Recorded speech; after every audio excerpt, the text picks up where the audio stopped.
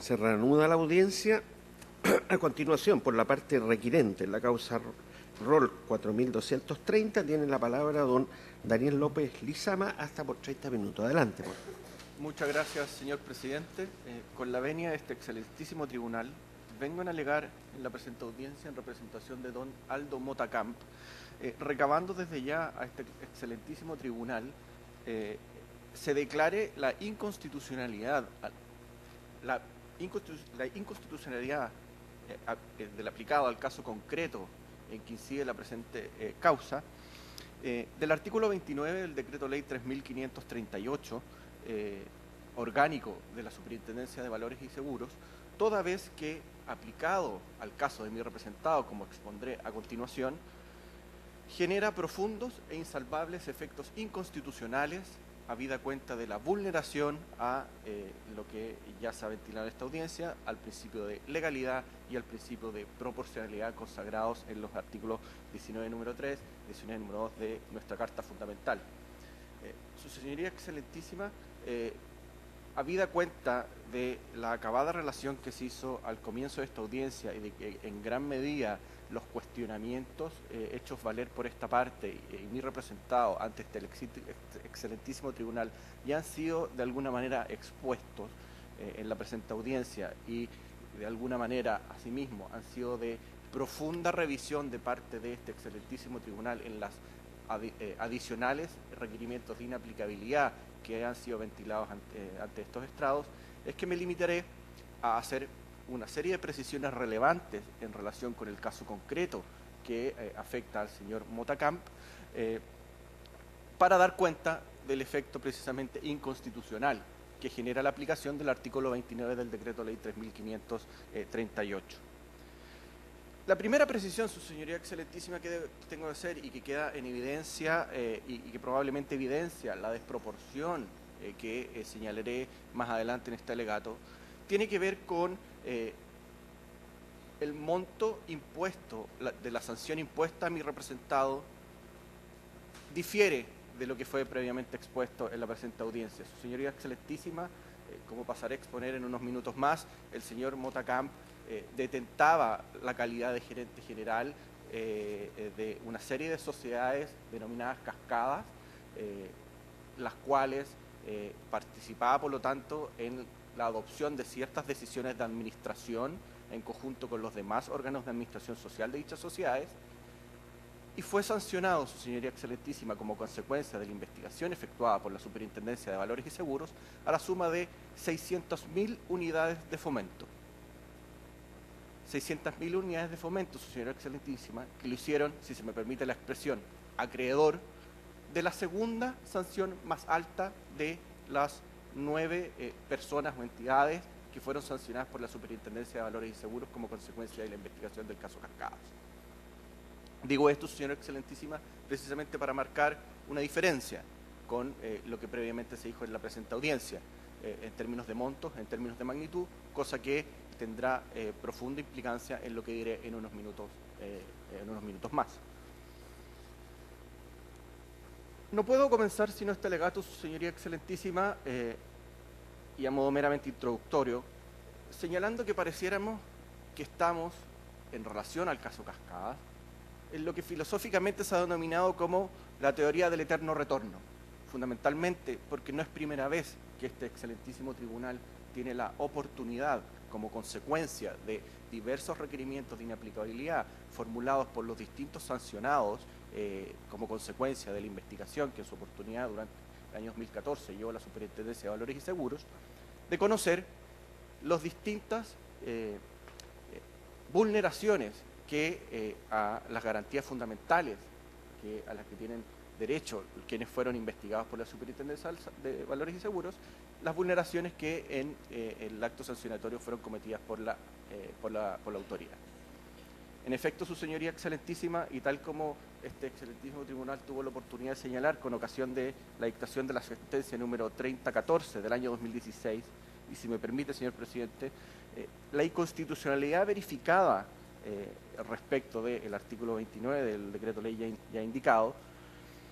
es afín al precedente jurisprudencial previo sobre la misma norma legal objetada en autos y que constató que no existe ningún parámetro respecto de ella para su aplicación objetiva y no se permite sustentar, por tanto, que contiene criterios de razonabilidad objetivos y ponderados y que se ha impuesto una determinada sanción, incluso por un porcentaje específico y no otro, sin que se señale de manera lógica y precisa cuál es la razón del quantum de la sanción. Dicha conclusión, su señoría excelentísima, que este excelentísimo tribunal ya ha arribado, es precisamente de lo que adolece la aplicación concreta al caso de mi representado del artículo 29 cuestionado en esta audiencia. Decía su señoría excelentísima que en concepto de esta parte nos encontramos a lo que se ha denominado como la teoría del eterno retorno, porque probablemente en esta audiencia, su señoría excelentísima, no solo ya se han analizado y discutido argumentos o elementos o se han dado cuenta de infracciones constitucionales que ya se han ventilado ante estos altísimos estrados, sino que asimismo, su señoría excelentísima, probablemente el Consejo de Defensa del Estado, en representación de la Superintendencia de Valores y Seguros, recurrirá a una serie de argumentos y a una serie de posturas que ya han sido presentadas ante estos estrados y que han sido asimismo rechazadas. Digo esto, su señoría excelentísima, porque probablemente, y así como se hiciera con ocasión del traslado conferido al Consejo de Defensa del Estado en la tramitación de la presente causa, se recurrirá a esta solicitud de dictación de sentencia interpretativa para que a fin que sea este excelentísimo tribunal quien declare que el artículo 29 solo puede ser considerado constitucional en la medida que se ha interpretado a la luz de las normas contenidas en el artículo 27 y 28 del Decreto Ley 3.538. Desde ya basta decir, su señoría excelentísima, que dicha consideración para esta parte resulta al menos curiosa. No solo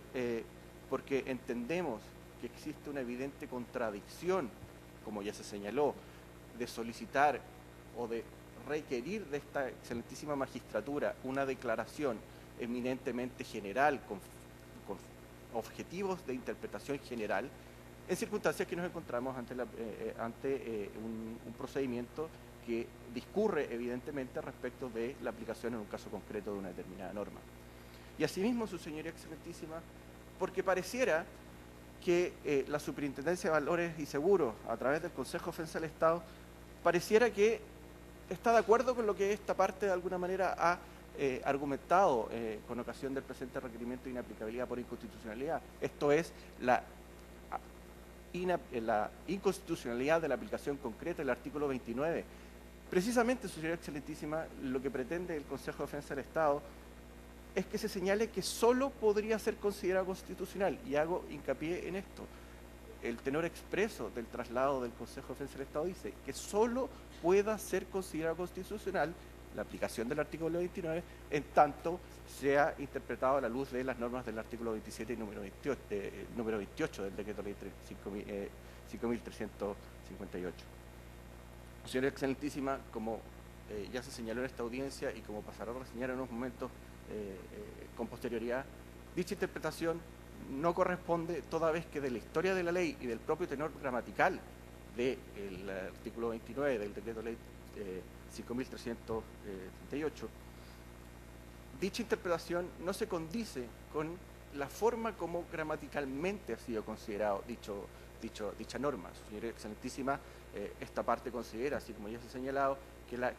conjunción disyuntiva o contenida en el texto expreso del artículo 29 da cuenta de que el legislador estableció una opción absolutamente separada, no complementaria, respecto de o bien utilizar la opción regulatoria contenida en el artículo 27 en relación con mi representado, o bien la contenida en el artículo 29 del decreto ley ya indicado. Asimismo, su señoría excelentísima, esta parte considera que dicha interpretación construida luego de que se iniciaran los diversos cuestionamientos en relación con la constitucionalidad de la aplicación del artículo 29, han quedado desnudadas, han quedado en evidencia la improcedencia de dicha argumentación con la propia modificación que con ocasión de la ley 21.000 se introdujo al decreto ley en cuestión, toda vez que precisamente con la modificación introducida por el legislador, lo que se hizo fue expresamente, no solo en lo que hoy día vendría siendo el artículo 27 y el artículo 28 del decreto ley orgánico de la Superintendencia de Valores, incluir la opción de hasta el 30% de la operación irregular en cada una de dichas normas, sino además establecer taxativamente que la forma como dichas normas debían ser interpretadas. Asimismo, su señoría excelentísima, es probable que en esta audiencia asimismo se alegue que nos encontramos en un asunto de mera legalidad. Su señoría excelentísima, no puede ser sino un asunto, un evidentemente conflicto constitucional en el que nos encontramos enmarcados, precisamente porque es la aplicación de dicha norma la que genera las vulneraciones a las garantías constitucionales que tiene mi representado y que, como se pasará a reseñar a continuación, vulnera precisamente el derecho, el principio de legalidad y proporcionalidad respecto de don Aldo Mota. Asimismo, su señoría excelentísima, probablemente en esta audiencia escucharemos cómo el Consejo de Defensa del Estado pretenda argumentar o dar visos de discrecionalidad a lo que en concepto de esta parte es la eminente aplicación arbitraria de una potestad. Digo esto, señora excelentísima, no solo porque en concepto de esta parte no existe justificación alguna respecto de los motivos por los cuales la Superintendencia de Valores y Seguros adopta una determinada decisión sancionatoria, malamente podría justificarlo, su señoría excelentísima, toda vez que la propia norma no contempla parámetros que le permitan hacer dicha justificación, de ahí su evidente inconstitucionalidad. Y asimismo, su señoría excelentísima, dicha opción deviene o da cuenta de dicha arbitrariedad cuando constatamos que entre los distintos sancionados por la Superintendencia de Valores y Seguros con ocasión del caso Cascadas existen disímiles montos que no obedecen a ningún criterio, que no, respecto de ellos, no es posible hacer cálculos que permitan trazar una línea conductora que permita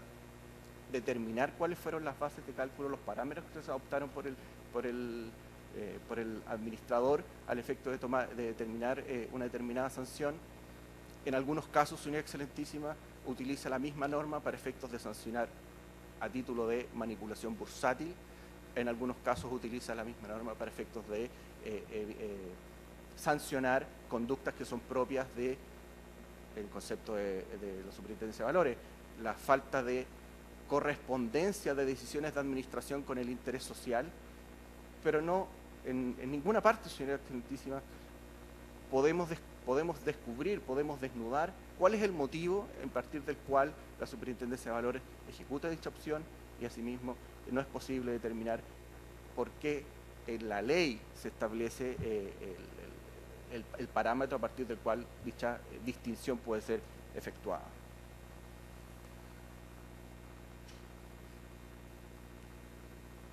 Dicho eso, su señoría excelentísima,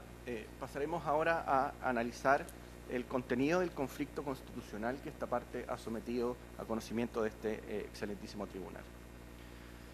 Sin entrar en una descripción acabada de los hechos que fueron previamente reseñados en la relación que precede a este alegato, sí quiero hacer presente, su señora excelentísima, quién es don Aldo Mota Camp. Como se señaló precedentemente en esta audiencia, nos encontramos ante dos personas, el señor Contese y mi representado, que fueron colocadas, fueron elegidas en posiciones de administración de las sociedades que se vieron involucradas en lo que se denominó como el caso Cascadas. El señor Mota, un ingeniero comercial de aproximadamente 45 años, al momento de la investigación o durante los hechos que fueron investigados por la Superintendencia de Valores y Seguros, era el gerente general de las sociedades Norte Grande, Oro Blanco y Pampa Calichera, parte de la estructura de control de Soquimich en esta esquema, en esta estructura de cascadas que ha sido determinada por la Superintendencia de Valores y Seguros, y delimitó su participación a la adopción de decisiones de administración respecto de las cuales y de consumo con los órganos de administración de la sociedad antes reseñada, determinaron la compra y venta de acciones en bolsa de dichas sociedades antes indicadas. En virtud de ello, señora Excelentísima, desde ya queda absolutamente claro que mi representado, como consecuencia de la participación que les imputaba por la Superintendencia de Valores y Seguros en todo lo que ha denominado como un esquema, no recibió beneficio alguno derivado de dichas operaciones. El señor Motacamp recibía efectivamente un sueldo como consecuencia de sus labores como gerente general de dichas sociedades, pero no se benefició de la utilidad que pudieran haber generado dichas operaciones. La verdad, señora Excelentísima, no existe en el proceso de manera alguna antecedente que cuestione o que dé cuenta que el señor Motacamp se benefició de la materialización de dichas operaciones. De ahí, su señora Excelentísima, que es imposible entender cómo la Superintendencia de Valores llega a la determinación de un monto absolutamente desproporcionado de 600.000 unidades de fomento al momento de sancionarla.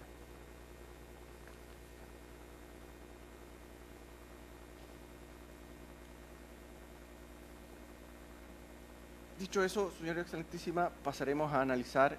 lo que esta parte ha separado o esta parte ha señalado son los conflictos constitucionales que tiene la aplicación del artículo 29 del Decreto Ley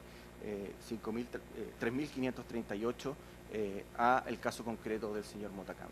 Como ya se señaló en esta audiencia, señora Excelentísima, los problemas constitucionales devienen fundamentalmente en dos. Uno, derivado de la completa falta de respeto al principio de legalidad como consecuencia de la falta de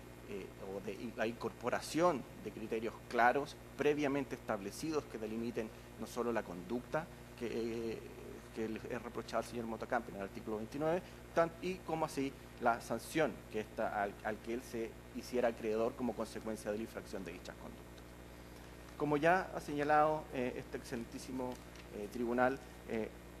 el principio de legalidad en particular en materia sancionatoria, se erige como un pilar fundamental de los principios que sustentan el Estado de Derecho. Señora Excelentísima, el hecho de que la ley de manera previa señale qué delitos se castiga, cómo se castiga, cuáles son los contornos de la conducta eventualmente sancionada y cuáles son las, valga la redundancia, sanciones a que se expone quien comete dicha conducta, es uno de los pilares fundamentales de cualquier Estado de Derecho y que impide que precisamente quien detenta la potestad de sancionar la infracción a dichas conductas pueda arbitrariamente aplicar criterios represores respecto de los particulares cuando considera que se han desviado o han cometido algún tipo de conducta que no se combine con lo que ellos buenamente quieren. Señoría Excelentísima, en ese sentido, el artículo 29 del Decreto Ley 3.538 no contiene parámetro alguno que permita dilucidar precisamente cuáles son los contornos de la sanción que un eventual regulado le pudiese ser aplicado. En ese sentido, señora Excelentísima, como bien usted ha tenido la oportunidad de conocer de manera previa, el artículo 29 lo único que delimita es la posibilidad regulatoria que otorgada a la Superintendencia de Valores y Seguros para determinar porcentualmente una sanción respecto de cuando considera que, en este caso, un gerente general de una sociedad sometida a fiscalización de la Superintendencia de Valores y Seguros comete precisamente una de estas infracciones. Señora Excelentísima, el otorgamiento de parámetros porcentuales o el otorgamiento de o la adopción de una opción regulatoria como la contenía en el artículo 29 ha sido latamente cuestionada no solo por este excelentísimo tribunal, asimismo ha sido cuestionada por la doctrina extranjera. Por ejemplo, el profesor García Enterría, quien precisamente analizando una opción regulatoria bastante similar a la que estamos ahora comentando, ha señalado que la adopción de parámetros porcentuales no sujetos a parámetros de aplicación o parámetros de determinación que permitan entender, comprender o otorgarle al sentenciador una guía respecto de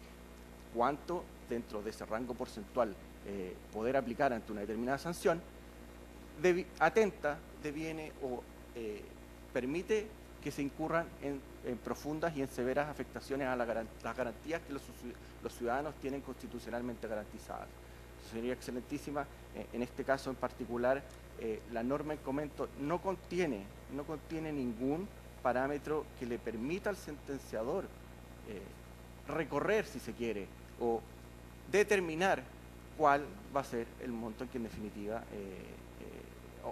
qué porcentaje va a poder aplicarse la sanción que en definitiva se esté discutiendo. Tampoco su Señoría Excelentísima determina cuáles van a ser los parámetros de atribución respecto de los cuales se aplique el porcentaje que está determinado en la norma. No sabemos, Señoría Excelentísima, en el caso concreto del señor Motacam, si se quiere, cuál es el parámetro de cálculo de lo que se ha denominado como operaciones irregulares contenidas en la norma. No sabemos, su Señoría Excelentísima, cómo calcula la Superintendencia de Valores este monto de operación irregular en aquellos casos en donde lo que está reprochado es la adopción de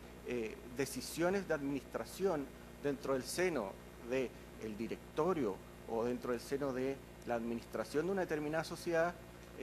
que reprocha como atentatorias contra el interés social. La norma, su Señoría Excelentísima, no contempla parámetro alguno que nos permita, en ese sentido, determinar cuál es el criterio a partir del cual se aplica dicho porcentaje. Asimismo, su Señoría Excelentísima, no sabemos y no podemos predecir al momento de analizar la norma cuánto fue el porcentaje que se determinó respecto al señor Motacam aplicar. La verdad, su Señoría Excelentísima, a esta parte le gustaría poder hacer un cálculo aritmético que le permita determinar en qué rango se estableció el baremo de sanción respecto del señor Motacam. Pero es muy difícil para esta parte hacerlo, su Señoría Excelentísima, precisamente porque dado que la norma no contiene parámetros que permitan predecir o permitan aventurarse cuáles son los criterios o cuáles son los conceptos a partir de los cuales se determina la base de cálculo de dicha sanción, es que al final del día cualquier cálculo que haga esta parte es aventurado y no se condice necesariamente con lo que buenamente la norma establece.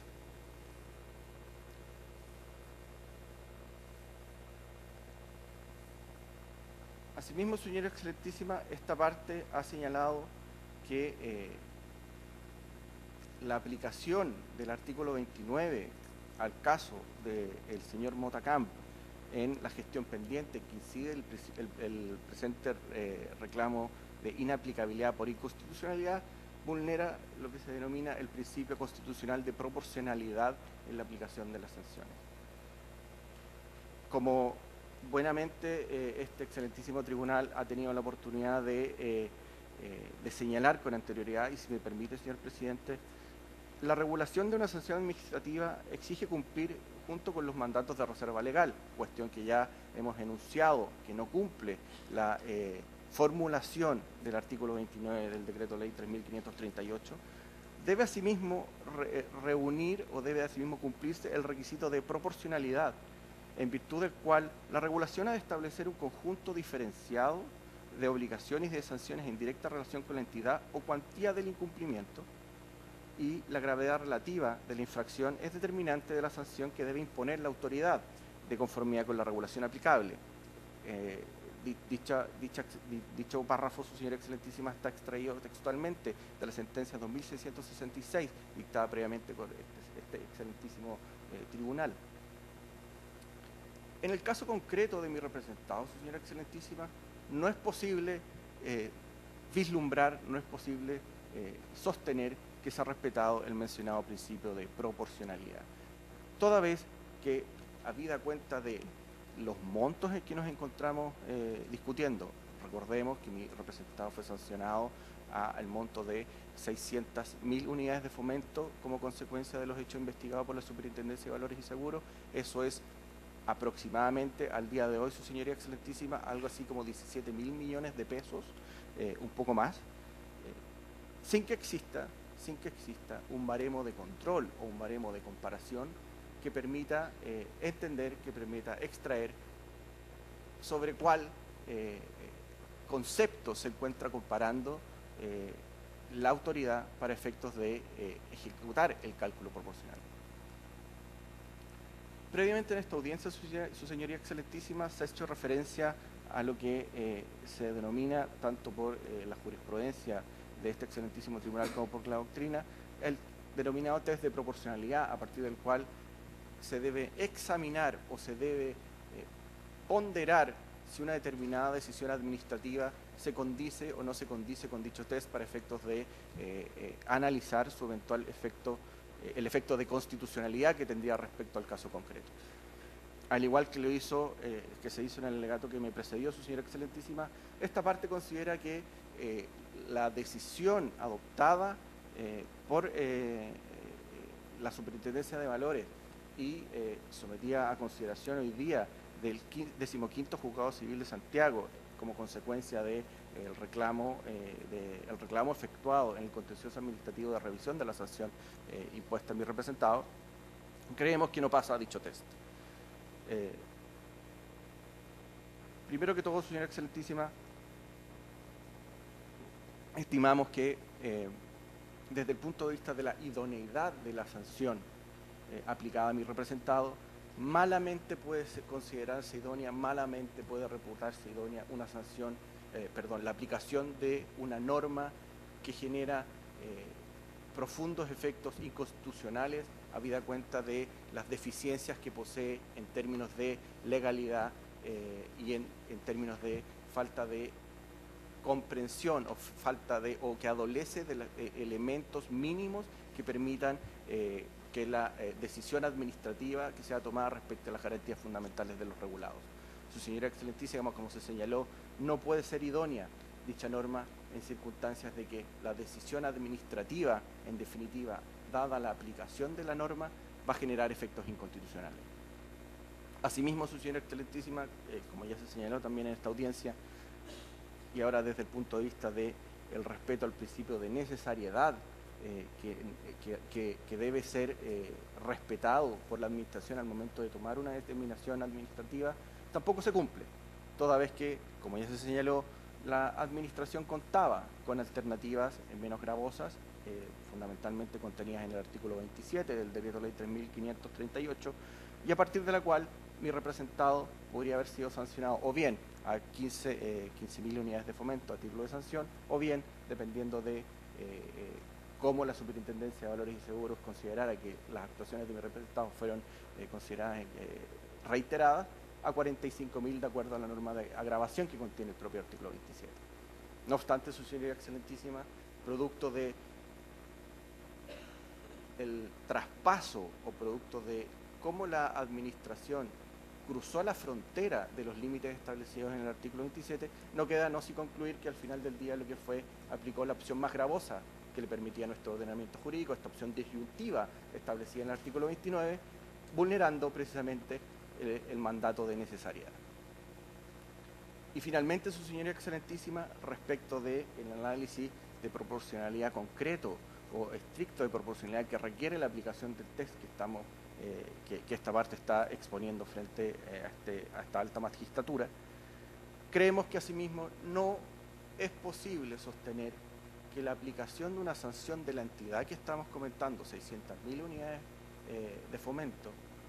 se condice de manera alguna con no solo los efectos prácticos que tuvo la conducta reprochada a mi representado, sino asimismo con el nulo beneficio que obtuvo de manera personal respecto de dicha conducta, sino además respecto de el efecto que puede requerir la autoridad al momento de aplicar dicha sanción. Su señoría excelentísima, nuevamente recordar que el señor Motacamp es en orden de magnitudes el segundo sancionado más alto contenido en la resolución sancionatoria de la Superintendencia de Valores y Seguros, ello en circunstancias que lo que se le reprocha son actuaciones de administración que habrían permitido la ejecución de operaciones en bolsa, de la cual se aprovecharon terceros. Dicha correlación, su señora excelentísima, no se condice de modo alguno con el altísimo monto que le ha sido aplicado a mi representado. Y es por eso, su señoría excelentísima, que esta parte ha determinado alzarse en contra de la aplicación concreta del artículo 29 del Decreto Ley 3.538, habida cuenta de estos efectos inconstitucionales. La generación de dichos efectos inconstitucionales, señora excelentísima, es precisamente lo que se ha requerido respecto de esta alta magistratura. Y eso, señora excelentísima, asimismo, habida cuenta de el criterio permanente que este excelentísimo tribunal ha sostenido a lo largo de la jurisprudencia, que ha, como consecuencia de los distintos requerimientos de inaplicabilidad que los distintos sancionados por la Superintendencia de Valores y Seguros han sometido a vuestra consideración, es que esta parte ha considerado que corresponde o se ajusta a derecho que dichos criterios asimismo sean concedidos respecto del señor Motacamp. En ese sentido, su señora excelentísima, la jurisprudencia unánime respecto de la aplicación del artículo 29 por parte de la Superintendencia de Valores y Seguros como consecuencia del caso Cascada ha sido invariable. La aplicación de dicha norma por parte de la Superintendencia de Valores y Seguros y luego los sentenciadores que han tenido ocasión de conocer de los contenciosos administrativos de reclamación derivados de la imposición de sanciones, es abiertamente inconstitucional. Su señoría excelentísima, este altísimo tribunal ha sancionado precisamente dicha inconstitucionalidad en repetidas oportunidades. Toda cuenta de, efectivamente, de la constatación de la falta de respeto de la configuración de dicha norma al principio de legalidad y asimismo detectando la falta de correspondencia con el principio de proporcionalidad antes reseñado.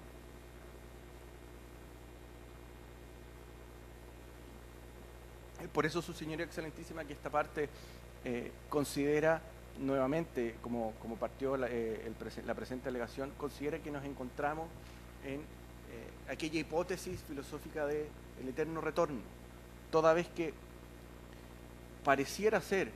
que, habida cuenta de la aplicación respecto de una serie de sancionados de una norma con evidentes defectos de construcción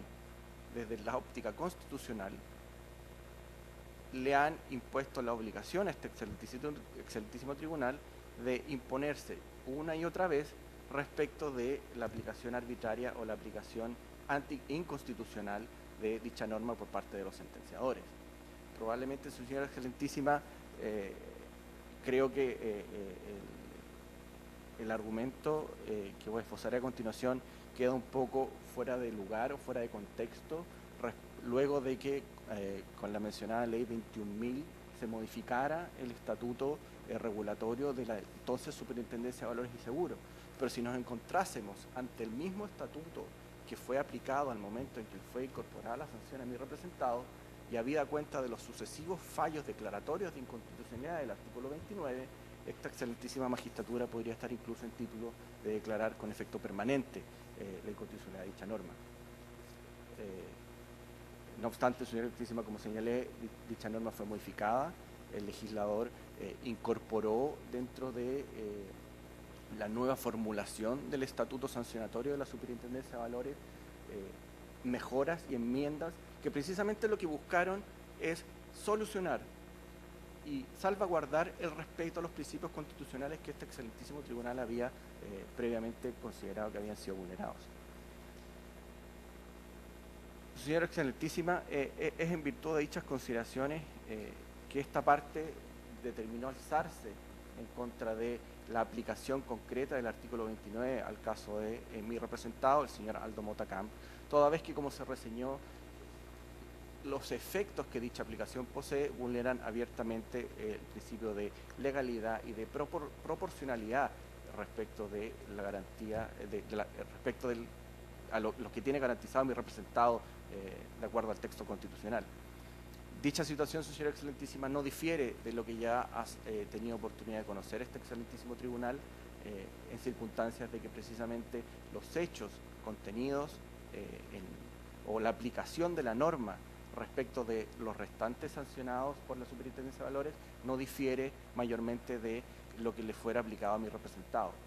Y es en virtud de dicha consideración, su señoría excelentísima, es que esta parte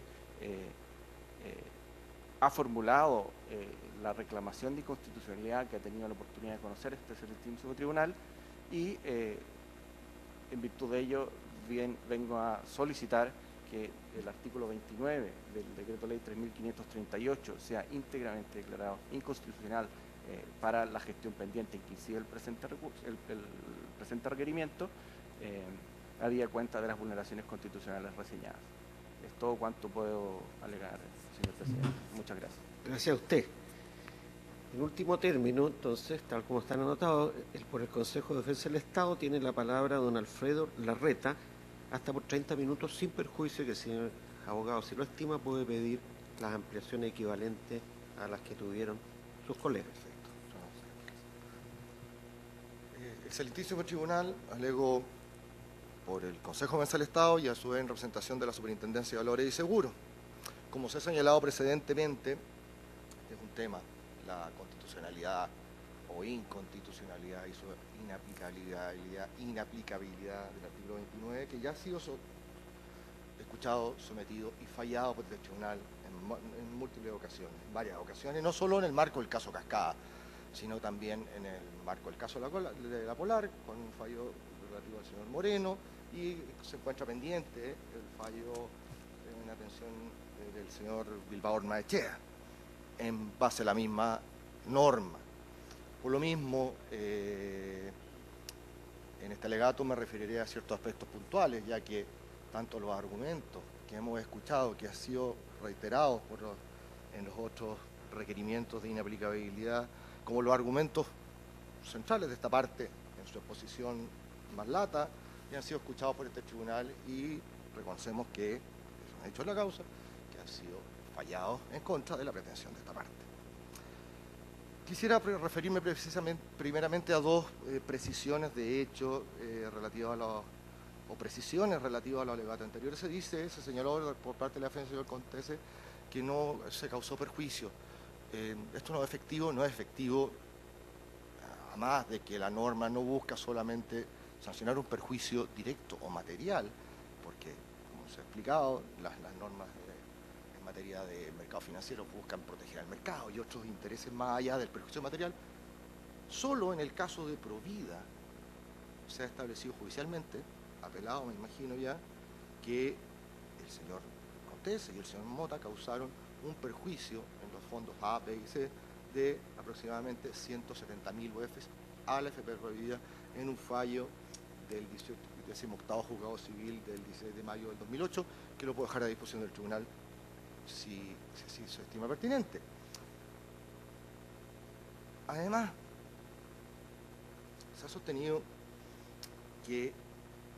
por el señor Contese, que se alegó la desproporcionalidad y se alegó el excesivo monto de la multa y que por tanto sería aplicable esta norma en la cuestión pendiente. Lo que sostuvo esta parte, señoría, es que, si se lee precisamente de la parte petitoria del reclamo multa del señor Contese, la proporcionalidad está alegada en base a la capacidad económica del señor Contese,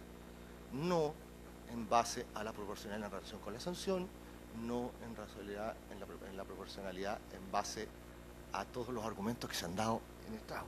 Esa es la única parte petitoria, en base a la capacidad económica del señor Contese. Lo que también tiene otro efecto importante, porque al haber hecho ese alegato, se reconoce en la gestión pendiente la tesis de esta parte, al sostener que la multa de 60.000 UF es de proporcional en base a la capacidad económica del señor Contese, se está sosteniendo directamente que no se habría aplicado correctamente el artículo 27 o 28, según sea el caso, en relación con el 29, al no considerarse el criterio, uno de los criterios que establece los artículos 27 y 28 para la determinación de la multa, que es la capacidad económica.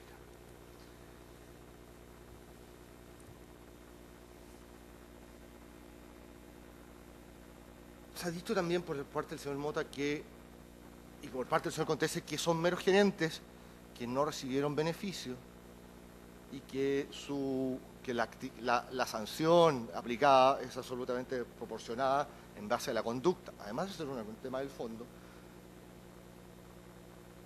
dejar claro que sin la intervención del señor Cortés respecto al potasio y sin la tremenda intervención del señor Mota en la migración de las cascadas, de las causas cascadas, los hechos sancionados por la Superintendencia de Valores y Seguros, que están en discusión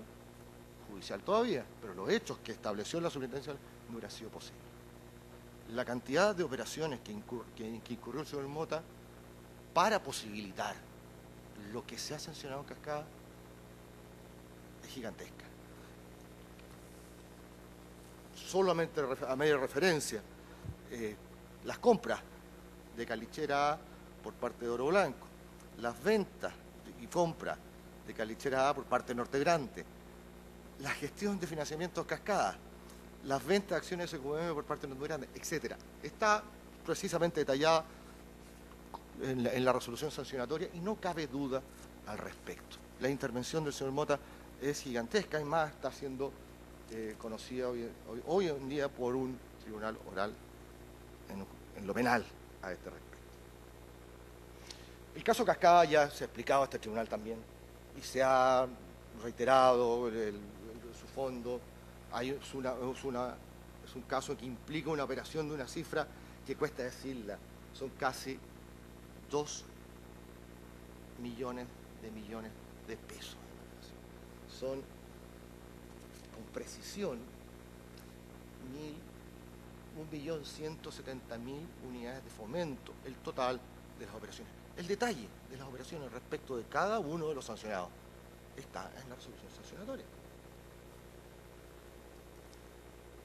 ¿Produjo daño a las sociedades? Sí. ¿Produjo daño a los accionistas? Sí. ¿Produjo daño al mercado? Notablemente. Esto ha sido considerado en artículos y en notas del Banco Mundial, del Fondo Monetario Internacional, de la OCDE, como cualquier infracción financiera de esta magnitud a cualquier mercado, produjo un daño tremendo. En cuanto a la aplicación de la multa misma, si se respetó o no el debido proceso por la Superintendencia de Valores y Seguros, el fundamento de la multa, la comparación entre sanciones más gravosas, el merecimiento o no respecto del señor Cortés, señor Mota y de todos los sancionados de la sanción, el cálculo de la multa, son cuestiones que tiene que determinar si está bien hecho o no el cálculo de la multa el juez del fondo. Si está mal calculada la multa, es una cuestión que es resorte del juez del fondo al revisar la multa. Si no se merecía la multa respecto a la conducta, también es una cuestión del juez del fondo. Lo que interesa ahora y lo que está sometido a la decisión del tribunal es la constitucionalidad del artículo 29 del decreto ley 3538. Y hemos sostenido siempre que el artículo 29 no puede ser considerado aislado. No está establecido así y esa es la opinión de esta defensa. El artículo 29 necesariamente debe ser entendido con sus presupuestos establecidos en el artículo 27 y 28. Y así se entiende del claro tenor de la norma al juicio de este respecto. Y además, lo hemos sostenido así porque estimamos también que es la única interpretación posible y ha sido la interpretación permanente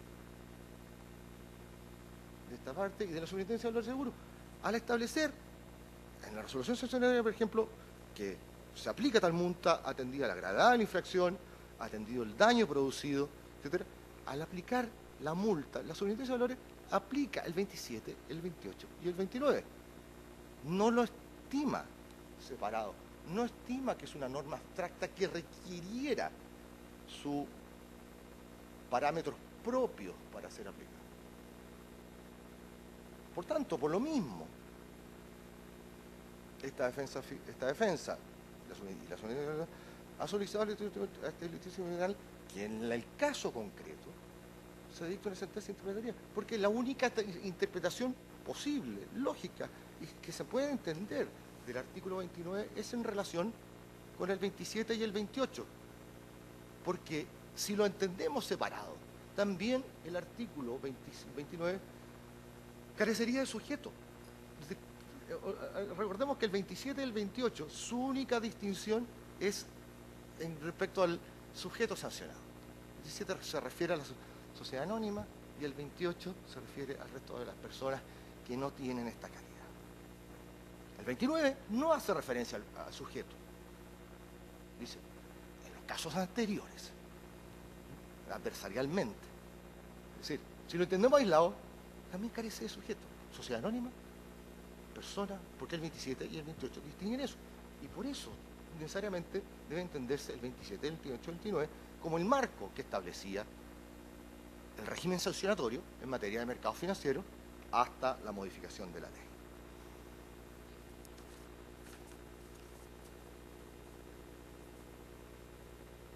Y al decir que estamos contestes, no que estemos de acuerdo en que se debe declarar inaplicable o no. No, el reproche de todos los requirentes es que el artículo 27 y el 29 no tiene parámetros como el 27 y el 28. Nosotros entendemos que sí los tiene. Sí los tiene el artículo 29 y los tiene en el 27 y en el 28 de la misma ley. Y ni siquiera hay que recurrir a una ley muy lejana o a otro cuerpo normativo, a una norma, esa es la norma directamente sucesora a las otras dos normas. Es decir, estamos de acuerdo en que el 27 y el 28 establecen parámetros y estamos de acuerdo que al 29 debiesen aplicarse estos parámetros. Y así debe entenderse, y así debe interpretarse, y quizás como solución para este tema, en el caso concreto, se propone la sentencia interpretativa. ¿Por qué? Porque estimamos que la sentencia interpretativa primero privilegia la conservación de la ley. Se estima doctrinalmente, y estimamos también, que la inaplicabilidad debiese ser la última ratio.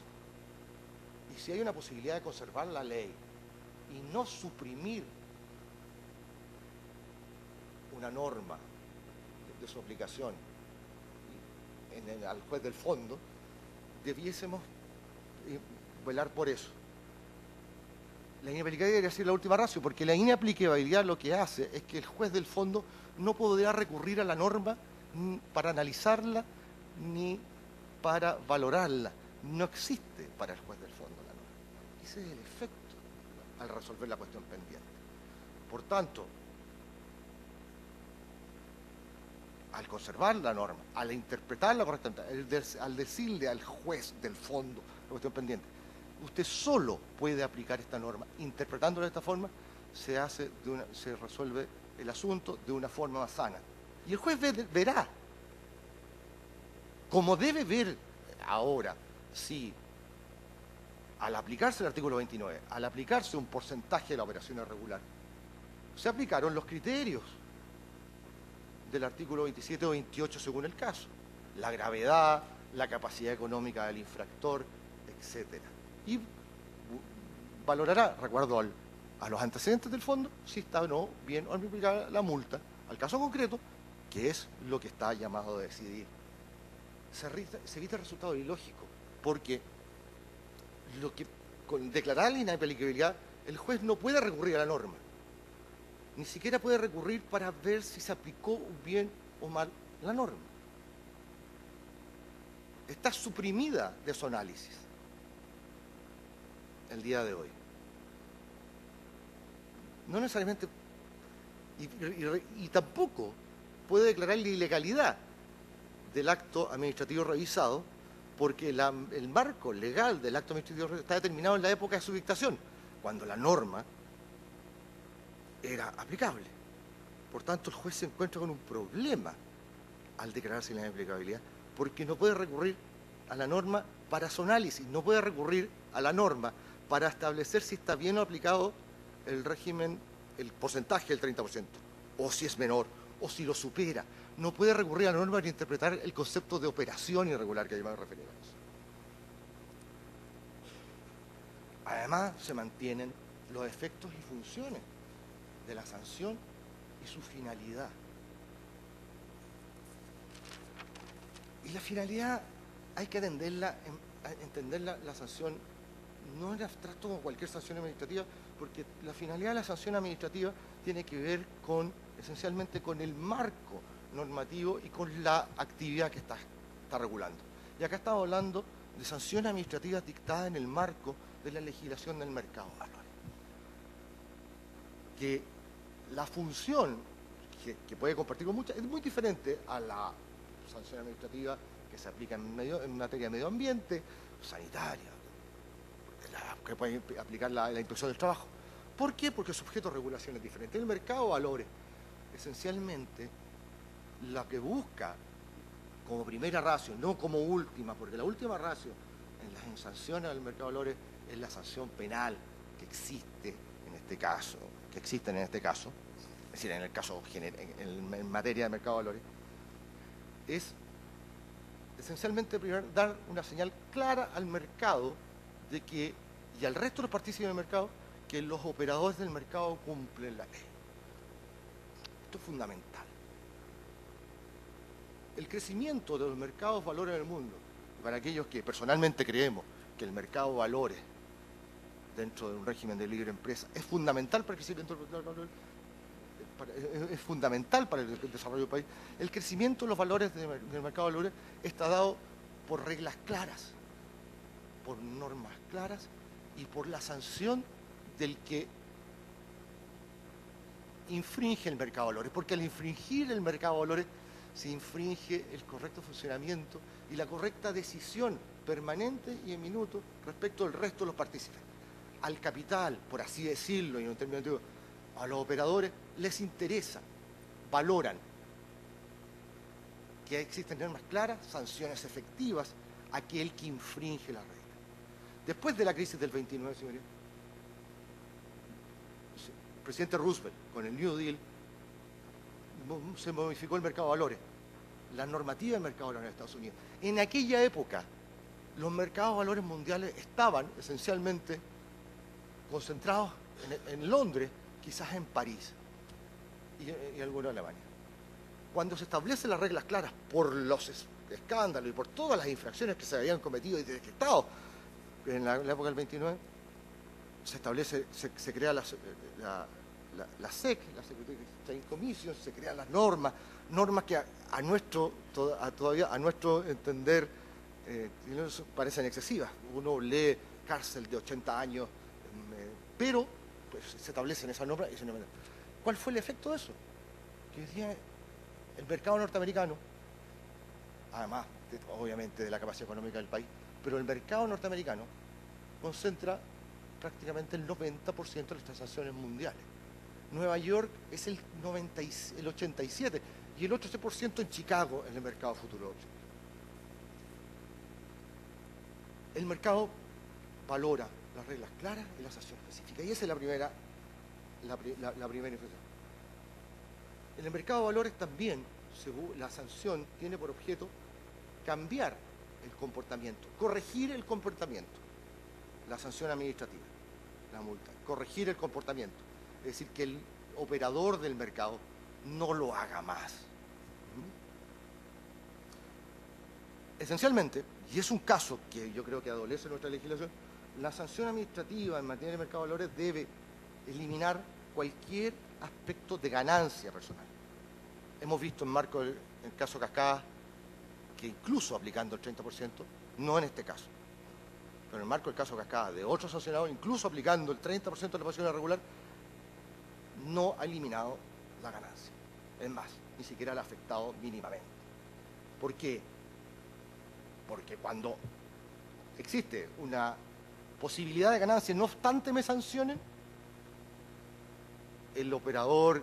que está dispuesto a hacer una operación irregular puede arriesgarse o puede decidir arriesgarse a hacerla, porque si lo llega la autoridad a sorprender, que también es un evento, y acreditarse la infracción, le va a hacer negocio. Las sanciones tienen que proporcionar al daño, en eso nunca lo hemos discutido, y es una cuestión del mérito y del fondo del asunto, tienen que ser disuasivas, como se ha explicado, es decir, disuadir al resto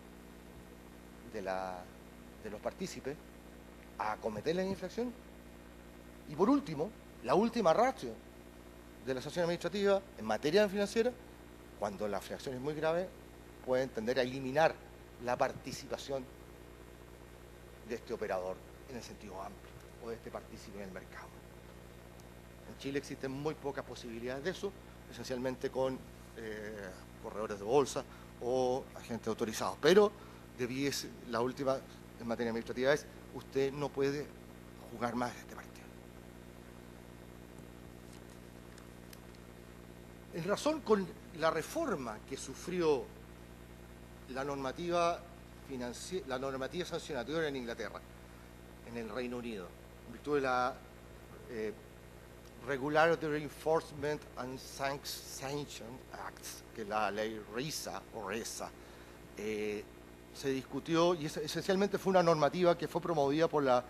FCA, la First Security Agency y la Serious Fraud Office y otras agencias que entendían que el sistema sancionatorio británico estaba muy atrasado.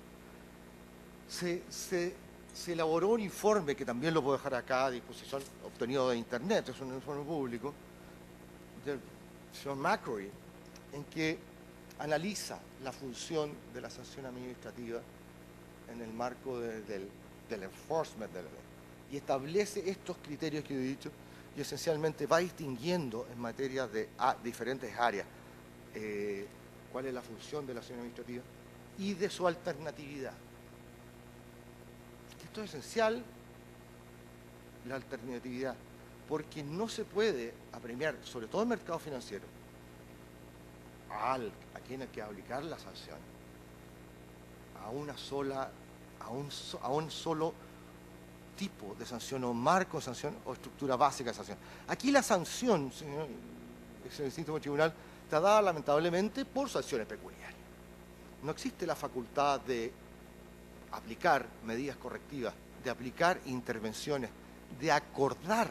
mejores funcionamientos. No existe esa posibilidad, pero en todas las legislaciones mundiales y en las más modernas existe la alternatividad y no por eso la norma es inconstitucional. Y la discrecionalidad, ¿por qué aplico esta? ¿Y por qué aplico esta otra? Debe estar contenida en el mismo acto sancionatorio, que es una cuestión nuevamente de revisión del mérito. No existe indeterminación en el término operación. Fijémonos que la norma habla de emisión o operación irregular, la norma antigua. La norma nueva, que se ha necesitado, sigue hablando del término operación, emisión, operación, y agrega registro contable. Modifica. Porque tenemos que entender este término nuevamente en el marco del sistema regulatorio en que está, que es el sistema de mercado financiero. Y habla de emisión u operación, distinguiendo lo que es el mercado primario y secundario. El mercado de emisión, que es el mercado de emisión, la primera cotización de un título, ya sea de renta fija o de renta variable, y el mercado secundario, que es el de transacción. Cuando se habla de emisión u operación, se refiere a uno u otro. Y es un término técnico, propio del mercado.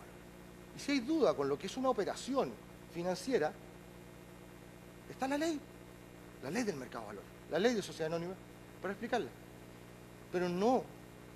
podemos entenderla aisladamente. Una operación financiera está perfectamente entendida, como lo está entendida una emisión y hoy un registro contable. Y las operaciones están perfectamente determinadamente en la sanción, y no hay problema en hacer el cálculo, y ninguna de las sanciones supera el 30% de las sanciones de las operaciones regulares. Nadie lo reclamó así.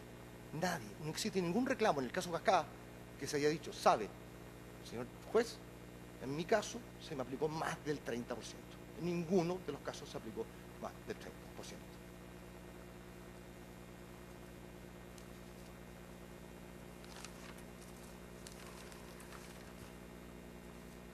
En definitiva, señorías, y con esto termino, y espero haber sido lo suficientemente breve, atendido el conocimiento que tiene este excelentísimo tribunal del tema. el inaplicar el artículo 29, en cuanto permite sancionar, en este caso, a los infractores de un fraude de una infracción o una operación irregular gigantesca, hace que la sanción administrativa aplicada, la multa, que en definitiva puede ser aplicada, parezca irrisoria en base a lo que sea sancionado. Estamos hablando de una operación concertada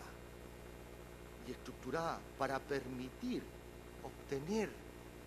dinero a través de ventas concordadas de acciones, compras a bajo precio y ventas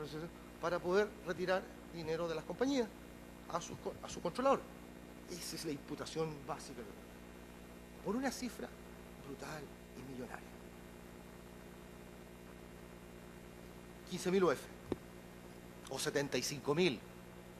que en el caso sea reiteración y que en el caso del señor Cortés la multa de 60.000 no supera ese límite, 15.000 o 75.000 UF, no cumple, a juicio de esta parte, ninguno de los efectos establecidos por el legislador, buscado por el legislador a establecer esta norma, ni ninguno de los principios que buscan o que debiesen tener la sanción financiera, la sanción administrativa en materia de mercados financieros en cualquier parte del mundo, y que normalmente la tienen todas las legislaciones extranjeras, también como se ha explicado latamente en otros casos a este excelentísimo tribunal. Es todo cuanto tengo que agregar, señor presidente. Muy bien. Señora ministra, señores ministros, preguntas que hacer. El ministro José Ignacio Vázquez. Buenas tardes, al abogado del Consejo de Defensa del Estado. Me habría gustado que se hubiera referido a esta petición previa que hace el Consejo de Defensa respecto de que el tribunal realice una interpretación estableciendo una especie como de puente mecano, construyendo un puente mecano entre las normas del 27 y el 28 con el 29. ¿Por qué le digo esto de construcción de un puente mecano? Que es como tirar un puente para que tratemos de traer lo que hay al otro lado a este otro lado, digamos. Entonces, lo que quisiera preguntarle es si esa petición no importa en realidad una interpretación más bien legal que constitucional, a la cual nosotros nos estamos llamados a realizar. ¿Y por qué le digo que es más bien una interpretación legal que constitucional? Porque lo que está, esta construcción del puente mecano, que grafico, digamos, de esta manera, ¿no le parece que es más bien una suerte de integración de normas cuando hay un vacío, más que, en el fondo, propiamente tal, una comparación o una contrastación entre normas legales y normas constitucionales, y en consecuencia nosotros no tendríamos la posibilidad de realizar esa integración, que se referiría precisamente a un tema que escapa a nuestra competencia. Quisiera que me aclarara o me precisara un poco ese punto. Gracias. Lo solicitado por el Consejo de Defensa del Estado a este respecto, si lo entiendo bien, señor ministro, es que, entendido que el sentencia tribunal ha considerado que el artículo 29 por sí solo es constitucional, solo puede ser entendido constitucional. Es decir, va a ser constitucional la norma solo cuando se aplique conjuntamente con el 27 y con el 28. Es una interpretación que se solicita constitucional, que el artículo 29 solo será constitucional, acorde con la Constitución, y no vulnerará los principios de la Constitución cuando se interprete en relación con los 27 y el 28 de la misma ley. Eso es lo solicitado. Muy bien. ¿Más preguntas? Ministro García. Tengo una sola en el caso del señor Contese, entonces es a su abogado, que es tener claridad exacta de por qué se descartaría la aplicación del artículo 28 del decreto ley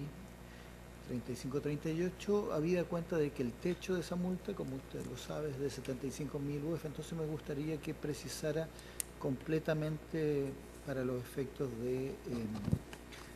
que en las afirmaciones de las referencias de la sentencia quede bastante claro ese punto.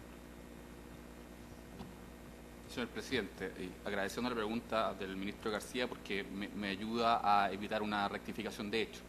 En el caso del señor Contese, él se rige en su calidad de gerente por el artículo 27, no por el artículo 28. El artículo 27 tiene, a efectos de reiteración, un tope máximo de hasta 3 veces. Por tanto, si es que se rige el 27, el tope es 45 y no 75.000, que es el tope del 28. Muy bien. ¿Alguna más pregunta? Si no es así, terminada la audiencia. Gracias.